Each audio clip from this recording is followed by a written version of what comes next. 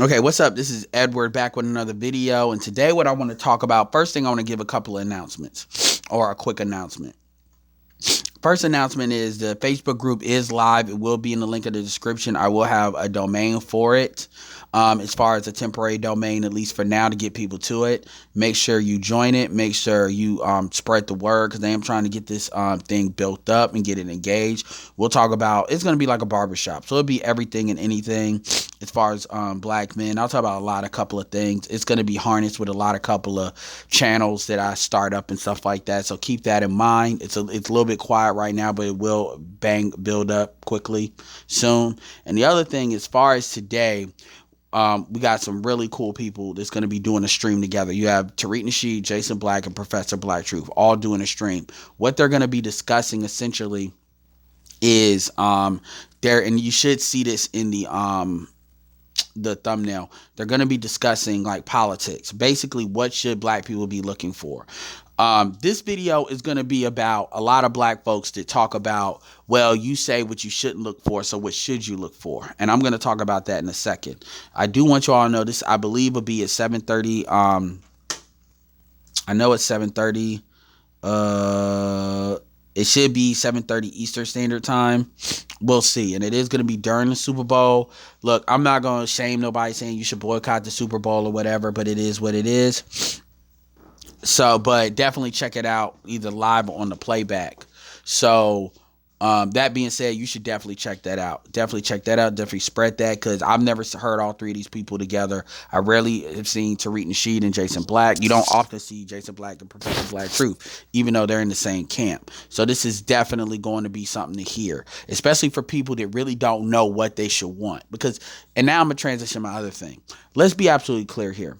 Most African Americans do not know what they should want when it comes to politics. If I were to say, take the people off the table, what is it do you think this country needs to be doing for black people right now? As far as like, that's a conversation is not had. Usually what how the conversation goes is somebody comes around every 4 years or 2 years telling you that you should vote for them because they're telling you what you should want. That's not really what politics is, you know? So I'm going to give you a couple of things. First thing to reiterate in preparation for this, that you hearing this, what they have to say. And then, so it'll give you more context, because people always talk about you shouldn't just spoon feed, listen to people. You definitely shouldn't. So I'm going to give you some contextual things that you should kind of go in. Just a couple of key principles. And then we're going to talk about that as well. So the first thing is this. You have to, one thing that African Americans, if I say universally, what they need to understand, and when I say this is really politics one. This is politics 101. This can apply to anybody, but it's something to keep in mind. You have to understand the difference between being a voter base and a donor base. I say this a lot. And when it's time to talk about politics, a voter base is what black people are now. We are we are kind of a voting bloc. Majority of African Americans vote for the Democratic Party, with some folks voting Republican. But very clearly we are a voting bloc. And yeah, we may vote for the Democratic Party for different reasons, but that's what we do. That is what it is. And that's what you see a lot of these conversations coming through. That is a voter base. The one thing we don't do, for the most part, is we don't donate. If you notice, these politicians never come to us to ask for money. Not really. They don't. That's something they don't come around here for. You never heard Hillary Bill, these new Negroes they trying to put out here. They never come at us for money, because they know if they come at us for money, then we're going to start asking for different things, because it's going to be more of a return. So they know if they come at us for votes, they can keep it very vague, very attention. They could keep it where they telling us stuff that they don't really got to be accountable to, because all we did is vote.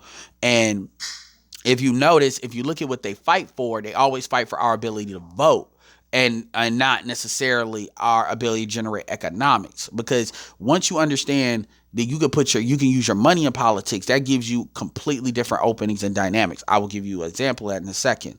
But that is what we currently are as far as a voter base. Now, granted, do we maximize our ability as a voter base? No, we do not. Number one, we do not vote locally like we should. And that's going to be another principle I'm going to talk about. And number two, we do not vote in the concentrated numbers that we can.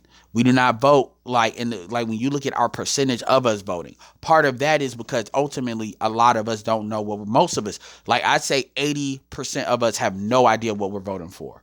We know these terms, we don't know what we're voting for that's like real to us. So that's the voter side. The donor side is your ability to basically spend money in order to power a politician's campaign. You live in a society, an American country is very capitalistic. I'd say hyper capitalistic, where money matters.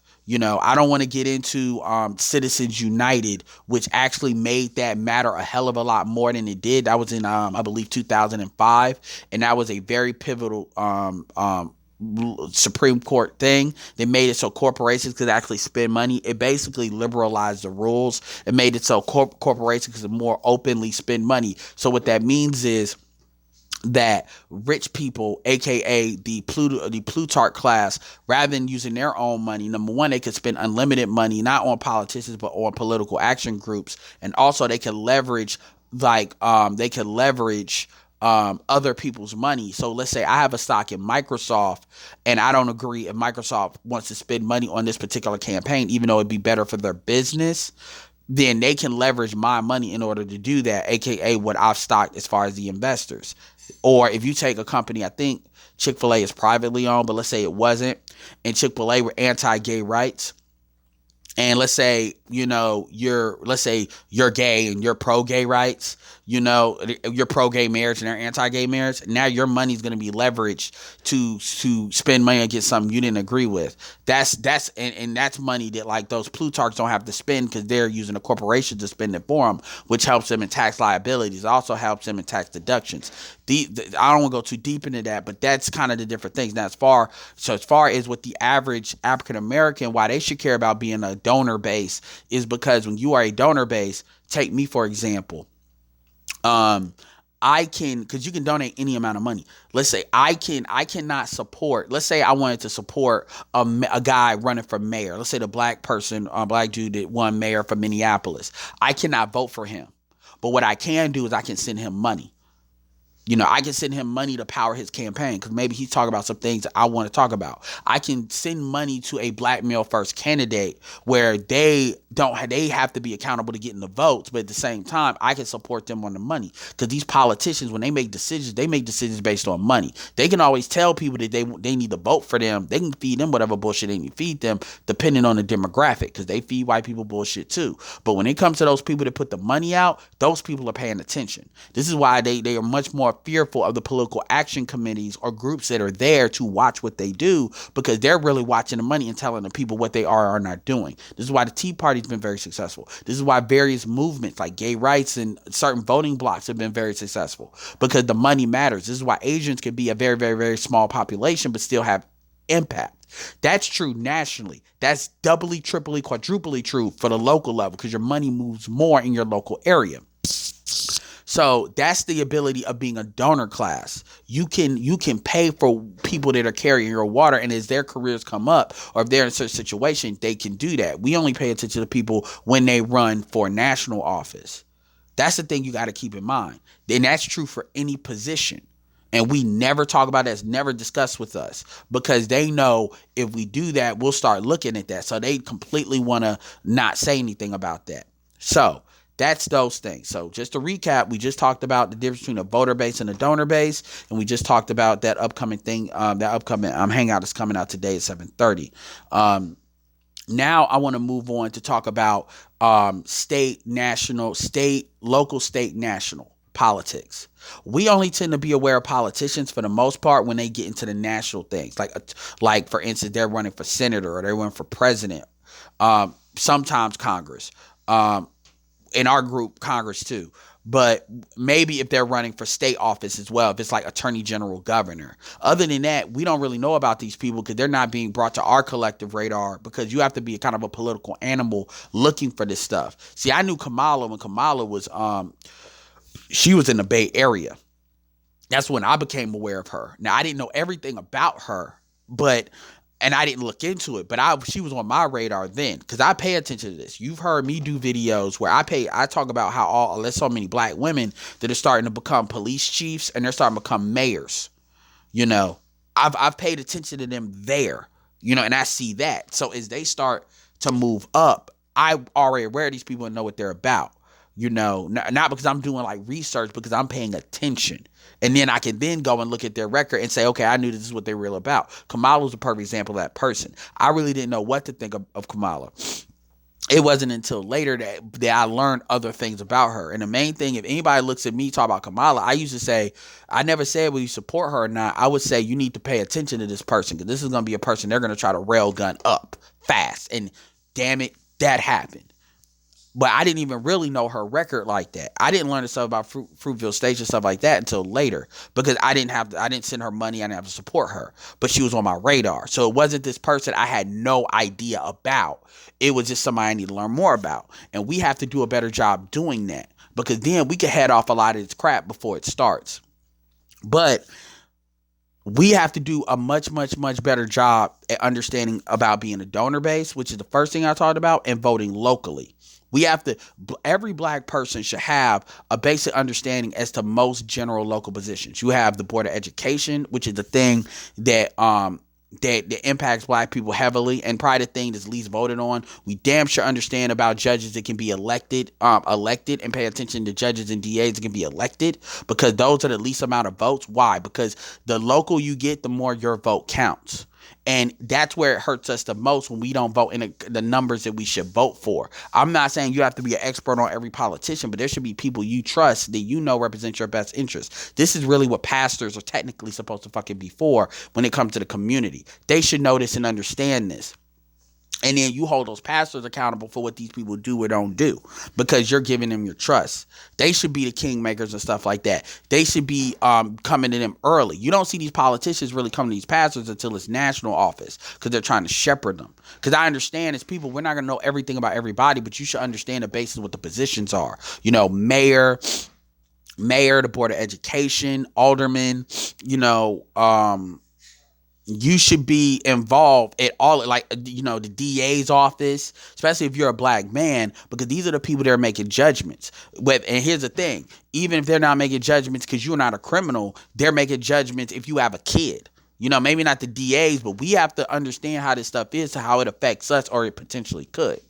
This is the stuff we got to start paying attention to, and we don't in our local office, especially in areas where we have the concentrated numbers. Every black person should understand basically how land and stuff works on a basic level, because this is how corporations of power and zoning and stuff like that happens. You don't have to understand that, but you should know somebody that does. My point is local. And then obviously the state, we should understand. We should know local the best, state the next, and then really national the third. Because the attention is always going to be put to national as far as the media. But nobody never puts as much attention on the state and local. These are the things we have to start understanding more. Because our vote counts more locally. When you look at things like gentrification, you look at things like police violence, you look at stuff like that, that stuff matters at the local level. Education, local. Now, the third thing I want to talk about is how we are voting. We have to learn this. Notice how I haven't told you to vote Democrat, Republican, who to vote for, what views to have. That's not what I'm going to tell you. I'm not going to tell you what to think. I'm going to tell you how to think. I'm going to tell you what to look for. And the stuff that I'm saying could be true if you're a black conservative. The stuff I'm saying, it could be true if you're a liberal or gay. It's just a matter of what you prioritize. And then that stuff will be figured out once you understand it, because we got too many people moving blindly. Dinus Amir came up with a good concept. He called it VOTEP. And VOTEP is a lot like HOTEP, but a VOTEP is basically people voting blindly. They believe that it's better to vote blindly than to not vote at all, which those are opposite ends of the same coin, in my opinion, because there is such a thing that could be a vote of no confidence. Let me see. So anyway, you all have to understand that you all have to learn to start voting in primaries. Like, go look at the election results. I forget what that website is called. It's with the dude Nate Silver. 538. Let me see. I'm doing this. I'm in front of my computer. Go look up 538.com. I'll link it in the description, and pretty much look at some, or Google, okay, 538.com, or go to bing.com and then type in election results, and then look at these election results for your local office. Like, just Google stuff. I may do a video like me doing demonstrations on that, but Google stuff. And and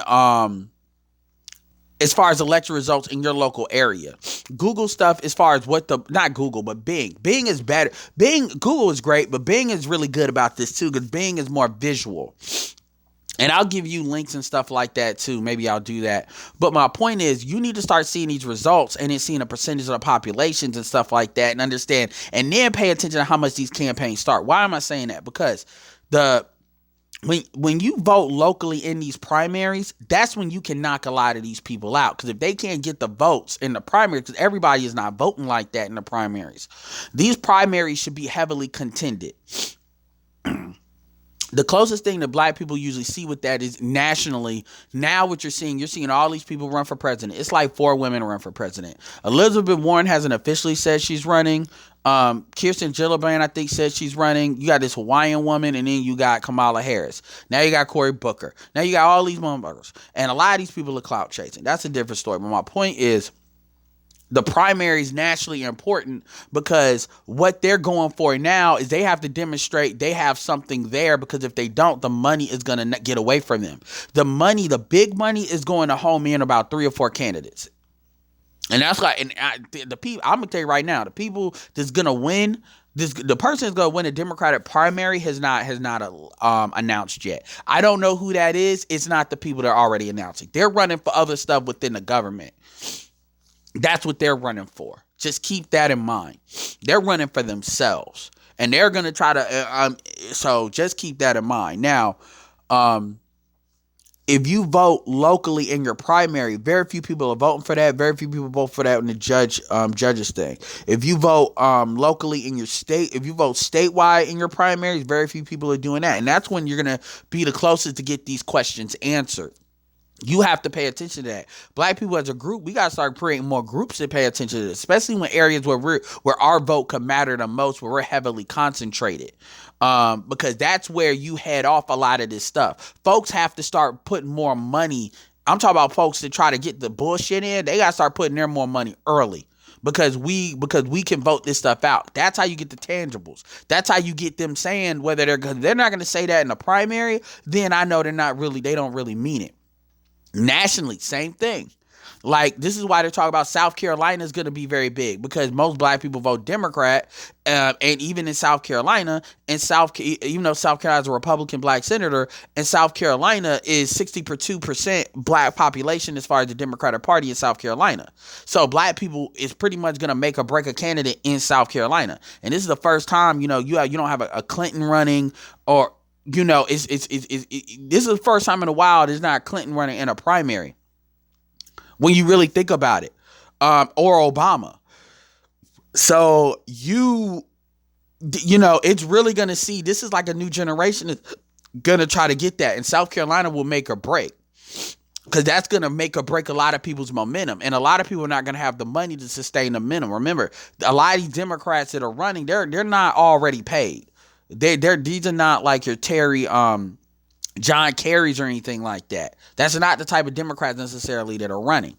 So my point is, especially out of the ones that was announced, my point is, black people do not pay attention to the primaries enough. The primaries matter. And this is where people like Professor, all this stuff, I'm looping it back around. This is where people like Tariq Nasheed, Professor Black Truth, Jason Black, and there are a couple of others matter. Because they are talking about this on a consistent basis. So the people that are listening to these people on a consistent basis and forming their own opinions, because here's the thing, people have discussions outside of this, whether it's BGS Igmore, which is really talking more from kind of like a geopolitical level, or is even somebody like O'Shea Duke Jackson, where he has black conservatives come in like Tatum and ABL, whether I agree with them or not, just giving their opinion. It's not everybody having a closed loop opinion. opinion. Whether you're hearing the older heads and stuff like that, these conversations matter because people are listening to things they wouldn't listen to. And it's important for the audience, for people to listen to me, that you all, because one thing we got to do a better job at doing is showing you all how to have these conversations outside of YouTube without really like getting into people's emotions, but really challenging people. For instance, somebody tried to come at me and ask me, well, you're telling me who I shouldn't vote for, tell me who I should. And I said, so what do you value? And it was like, what do you mean? I said, okay, give me 3 things that you think, who do you want, who do you, Democratic, okay, give me 3 things that you think the Democratic Party should do for you or for people you represent. And we were both black when I said that. And they hesitated. And then they tried to spin it back. Well, can you tell me 3 things? Yeah, I can. I say, first of all, as a black man, I see that anybody in jail because of marijuana, like they were in possession of marijuana and it was not the intent to sell, which the majority of black men, those are political prisoners. And I want somebody to use that language. They're political prisoners. They should be let out of jail. We'll figure out what to do with them later, but they should be let out of jail because marijuana has changed, and white people, the dominant society has already shown their hand by not wanting to lock up mass incarcerate white men like they mass incarcerated black men. So we'll deal with the aftermath, but they need to say, okay, since we're not going to do it this way, we need to let them out. That's what they should do, and then we'll find a way what we need to do with it later, but they need to let them out. We'll talk about apologies and all that bullshit later, but they need to let them out. The government, they're using them as slave labor. If you understand, so if you look at issues that are important to me, now I'm not a criminal. I don't got no felony, but if you look at issues that are important to me, number one, so people call that economic justice reform. No, fuck that. I want somebody diametrically against privatized prisons. I want them diametrically against using prison labor as slave labor, because as far as I'm concerned, that was a amendment in the Constitution that should not be there. And I want somebody that is against, it's like either we lock everybody up that's doing drugs, or we stop. And to be honest with you, Rand Paul is against privatized labor. Rand Paul is against drugs,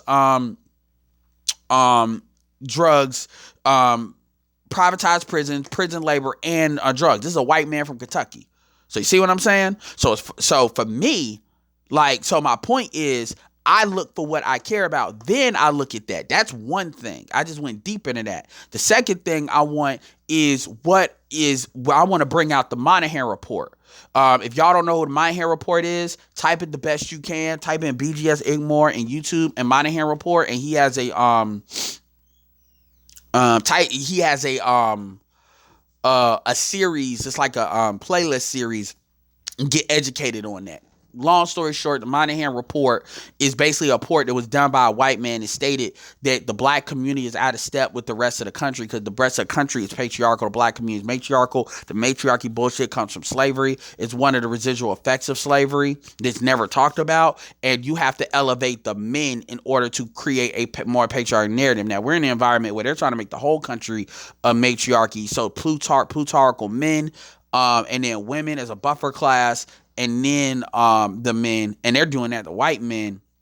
That's the stuff you see with the globally and all of that, but that's a different environment. But my point is, I then am looking for a politician who gets close to that language as possible. And if all they need to do is talk about the Monahan report and make the Monahan report relevant, I'm talking about, like, if you talk about black politicos, that's something I'm looking at. So I'm looking at a politician that's going to say we need, like, there has to be a fair shake. It cannot be where we're having this thing where we're having this revenge stuff where the law is being bent to, like, political will. So now we're going to turn feminists into a weapon. Now, Democrats are not going to give you that because they want the female vote, and most women are voting in the Democratic Party. But I need somebody that's indicating to me that they would do that. In fact, I'll tell you how you do it. What you do is you talk about marriage reform. meaning we need to reform marriage. And be clear, so the LGBT ain't crying. Be clear, you're talking about, especially since gay marriage exists. So it's being, see, here's the thing, even within the Democratic construct, if people want to send a message of talking about things are genderless, and that's where people are trying to take it, then the law should represent that as well. Meaning the benefits that women get from being the female gender as far as in relationship to marriage needs to start being looked at. Now, women are not going to go for that, but that's going to force women to make a choice. They're going to have to choose between this LGBT stuff and where it's going, or them keeping their rights as women. This is the stuff I'm looking at. And that's what I told them. I said, I'm looking at, if I want to keep it more basic, let me say this. Are you against privatized prisons and prison labor? And mass incarceration. So basically, mass incarceration. Are you against that? Are you for the legalization, federal legalization of marijuana? Are you for black economic empowerment, which is defined by giving the descendants of slaves, African Americans, incentives, giving people incentives to do business with African Americans and create businesses and jobs for African Americans, not job businesses, and particularly black American men, particularly. But those are the things number one, on a basic level, I'm looking for, do you say black? Do you say black people, African American, or do you say people of color? These are the things I'm looking at. Now, I could go long list of different things. And I know I'm not going to get all my stuff, but the point is I'm paying attention. The point is those three things. So if I ask a lot of Democratic politicians, most of the Democratic politicians running now were anti-weed before they were for it. I can let that go depending on some of the laws they helped pass, but most of them didn't really rail against privatized prisons. So that lets me know a lot. Most of them are not using the term black. So we can't even have a conversation about economic empowerment. Notice I didn't say reparations. If I really wanted to be easy, I could just ask a quick question. What is your view on black reparations for African Americans? Do you believe that even at some point it should be on the table? And they're going to try to say no. And I want them to understand, if they don't respect me as an independent voting bloc, then I'm not doing business with you, because I'm not everybody. Because you're not going to immigration is a Hispanic argument, because they're not letting black people that are immigrants in here like that. That's the game. And so the point is, because this video is getting kind of long and I didn't want to make it long like that. My point is that, and here's the thing, you can ask these politicians at any level this stuff. Like, for instance, you can ask local politicians what are their views on gentrification, what are their views on a lot of different things, because this questions will be a little bit different if it's local or state than federal, depending on the position as well. If you're talking to a attorney general, you want to ask them about mass incarceration. You want to ask them about the school to prison pipeline and what have they done to help that. Are they going to, do you believe that we should have more male teachers, black male teachers, or black teachers? Because a lot of times it's a cultural issue is why these white women are just throwing them out.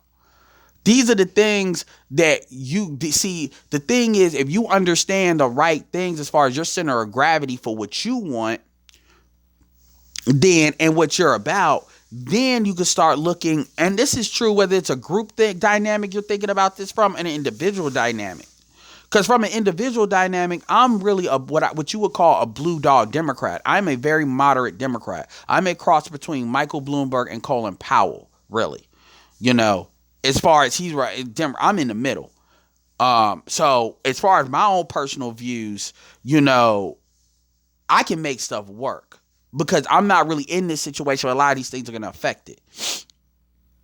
I operate within a W-2, but I also operate within a 1099. So it's not the same. My personal stuff is not the same. To be honest with you, it's not. So if you look at my personal things as far as advantages, that's not going to be the different same thing as like if I'm looking at us as a group. My point is, these are the things y'all need to think about. So to recap all of this, because I said a lot of shit. Number one, you need to understand the difference between a voter base and a donor base. Meaning you need to understand those differences and know that black people don't know shit about being a donor base and a voter base. Number two, you need to understand Um, you need to understand. It's a couple of things I actually mentioned, so I'll go into those in a second. Number two, you need to understand the difference between voting state, local, and federal, and why that's important. Number three, you need to understand about voting in a primary and why that's important at all levels. And actually, I'm gonna add two more things. Number four, you need to know what the five law floors are from Dr. Claude Anderson, which is economics, politics, judiciary, media, and education. Where these politicians generally land on these things as far as what benefits you. I may do some videos about those and give you some ideas and examples to orient you. And this will be from like a black person perspective, but maybe a black man perspective. And then you need to understand what the 9 areas of activity are. The 9 areas of activity are the 5 floors I said, which is politics, which is economics, politics, judiciary, media, and education. And then you add sex, labor, religion, and war into that too. That's the 9 areas of activity. And what you do is you look at these so these are the concepts I want you all to understand when you understand what Professor Black Truth, Tariq Nasheed, and Jason Black is talking about. Understand something. Jason Black is a traditional, this is a guy from Shreveport, Louisiana. He is a traditional conservative. If you take the politics out of it, he's a traditional conservative. He's a black conservative. But he's not understanding the difference between being pro-white and being a black conservative. Most black men are not pro-gay. They're not anti-gay, but they're not really pro-gay marriage. Most black men are not pro-liberal. They may not be anti-liberal, do what you do, but they're not built to be a woman is over me. Even though black men are matriarchal as hell because our own dysfunction, you don't see them say, well, that's how it should be. So Jason Black and Professor of Truth are more, they're not liberals. Tariq Nasheed probably may be a little bit more to the left of those two, but he's still a capitalist. So these are like different, he's not a liberal either. He maybe in some ways, but not really in the LGBT. These people are not talking from that construct. They're talking about from the group dynamic of all these individual groups, even within the Democratic Party. And that's what they're talking about. The LGBT is their own party, is their own block. Black women technically are their own block, even though they lump it all as black people. The immigration thing are their own block. And we have this facade of all together and we're not. So these are the concepts that I want you all to know and take advantage of. And look deeper into this. I believe it's Amos Wilson, and John Henry Clark that came up with the 9 laws.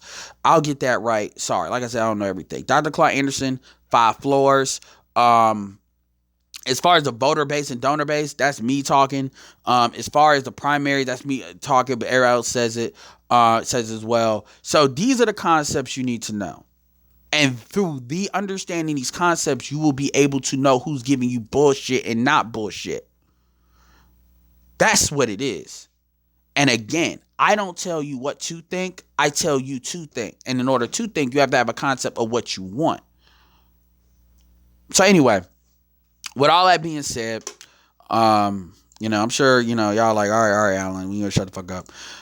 Definitely check that out. If you don't check it out, check the playback out. I'm definitely probably going to listen to it and do a response to it. But I think it's something you need to hear. Take your fucking opinions and emotions out of it when it comes to the people. People have these fucking opinions of Tariq Nasheed. People have these fucking opinions of how Jason Black delivers his shit. These people know what the fuck they're talking about. And if I could add a 4th person in there, I would actually add BGS Igmore. I would actually add BGS Igmore and O'Shea Du Jackson in there, because O'Shea is more overtly black conservative and technically a Trump supporter, but did first pro-black, but he's not like a Trump fan, and BGS is more independent, but he brings the geopolitical part into it too.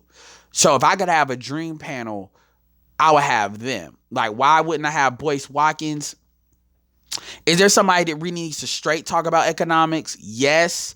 But the problem with Boyce Watkins is the difference between what separates Boyce Watkins from all those other individuals is they have a lot of, I don't give a fuck about what you think. This is what it is. Fuck your feelings about it. Tariq Nasheed has that. Jason Black damn sure has that. Professor Black Truth damn sure has that. Professor Black Truth has actually told people unsubscribe if you don't like what the fuck's being said. And he actually encourages people to unsubscribe that's not getting it. And BGS has that too, where he would challenge, like you, if you're gonna beat him, you have to beat him in logic. And O'Shea, that's not in any particular order. O'Shea don't give a damn either. So they all have this is what I think. I know my logic is sound. I'm open to learn, but you're gonna have to come with some shit that I learned. You're not gonna come at me with no bullshit because you just don't like what's being said because you're not caught up to speed. And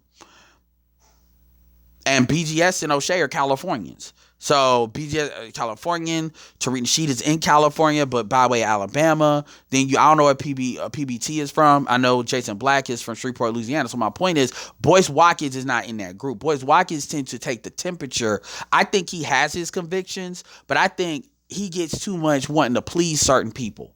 Like, he'll say, okay, I'm against the white man, that's fine. And he says a lot of good things, but it's like he'll be the one that wants to be like, well, we need a black woman here and da, in order to have an opinion and blah, blah, blah, blah. Well, they're ahead of black men. And this is not even black men. This is more about black people. But they're ahead of black men as far as they have their own groups. But he'll be the type of person to say that.